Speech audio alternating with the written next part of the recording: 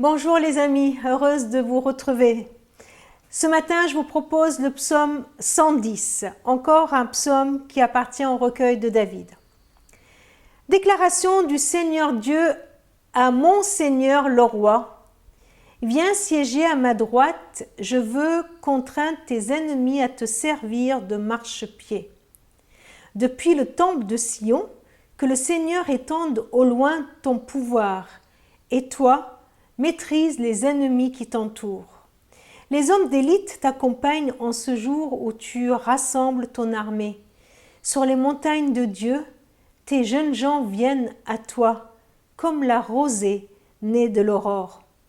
Le Seigneur a fait ce serment, il ne s'en dédiera pas. Tu es prêtre pour toujours dans la tradition de Melchisédek. Le Seigneur est à tes côtés. Au jour de sa colère, il écrase des rois. Il exerce un jugement sur les nations, tout est plein de cadavres. Il écrase les chefs sur toute l'étendue du pays. En chemin, le roi va boire au ruisseau, après quoi il relève la tête. J'ai choisi ce psaume parce que c'est un des psaumes les plus cités dans le Nouveau Testament.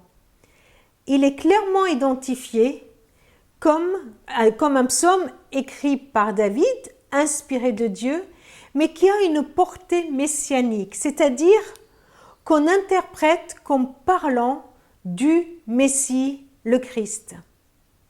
Jésus lui-même donne cette interprétation à ce texte. Il le cite dans le Nouveau Testament et ce texte, nous le voyons aussi bien dans les Actes des Apôtres, de nombreuses fois dans les Épîtres de Paul et beaucoup dans le livre aux Hébreux. Je vous donne un exemple de l'utilisation de Jésus. Quand il parle avec ses disciples et les enseigne à propos du Messie, dans Marc 12, 35, il leur dit, nous lisons, Jésus continue à enseigner dans le temple et il dit, « Comment les scribes disent-ils que le Christ est fils de David ?» David lui-même, animé par l'Esprit Saint, a dit, « Le Seigneur a dit à mon Seigneur, assieds-toi à ma droite jusqu'à ce que je fasse de tes ennemis ton marchepied. » David lui-même l'appelle Seigneur. Comment donc est-il son fils?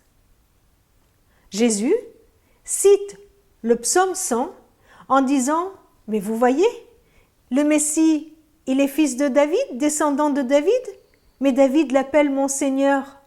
Donc, vous voyez bien que le Messie est bien plus grand que David. Il est antérieur même à David. Voilà un exemple que Jésus prend en s'appuyant sur ce psaume pour montrer la supériorité du Messie sur David. Deux parties dans ce psaume qui sont introduites chacune par une déclaration divine et deux parties qui décrivent ce roi qui va venir, le Messie. Donc voilà, le Messie qui va venir, David l'appelle mon Seigneur le roi. C'est un roi qui va venir, qui connaît une victoire totale sur ses ennemis, écrasant les rois au jour de sa colère, en étant supérieur à toutes les autorités, tous les pouvoirs qui existent sur cette terre. Ce roi, c'est le Christ. Paul le répète à différentes reprises, Christ est victorieux, c'est le roi qui a gagné sur toutes les puissances et il est assis aujourd'hui à la droite de Dieu. Il siège, il règne. Christ le Messie a remporté cette victoire sur la croix en ressuscitant, en sortant du tombeau. Dans Colossiens 2,15, il nous est dit qu'il a dépouillé les dominations, les autorités, les a livrées publiquement en spectacle en triomphant d'elles sur la croix. Le deuxième point, deuxième description de ce roi, c'est que c'est Dieu lui-même, le Seigneur Dieu, qui délègue ce pouvoir au Seigneur le roi, au Messie, et l'investit comme prêtre pour toujours. Et il dit que c'est un serment irrévocable. Un sacrificateur a comme fonction de présenter devant Dieu un sacrifice pour régler le problème du mal, du péché du peuple. Et voilà la deuxième fonction du roi, du Messie, de venir régler le problème du péché. Jésus, l'agneau de Dieu qui a donné sa vie pour cela, l'a fait. Voilà un roi qui allie ses deux fonctions de prêtre et de roi pour résoudre le problème du péché. Et dans ce texte, il est dit que c'est un prêtre selon l'ordre de Melchisédek. Melchisédek, c'est ce personnage un peu énigmatique dont on nous parle dans Genèse 14, 18, qui est venu et qui est apparu à Abraham. J'aimerais juste relever quelques points communs entre ce roi Melchisédek et le Messie. Melchisédek est roi et sacrificateur, comme le Christ sera à la fois roi et sacrificateur sur son trône. Melchisédek, roi de justice, c'est le sens de son mot, c'est la traduction de ce mot. Comme le Messie, il est roi de paix que nous voyons dans l'Évangile. Melchisédek est sans père, sans mère, sans généalogie. Il n'a ni commencement de jour, ni fin de vie. Nous voyons ça dans Hébreux 7.